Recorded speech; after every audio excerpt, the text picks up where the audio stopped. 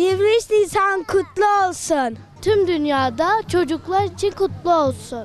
Ankara'nın Yeni Mahalle ilçesinde 23 Nisan Ulusal Egemenlik ve Çocuk Bayramı kapsamında Fener Alayı düzenlendi. Mehmet Akif Ersoy Mahalle Muhtarlığı öncülüğünde düzenlenen etkinliğe anne baba ve çocuklardan oluşan mahalleli katıldı.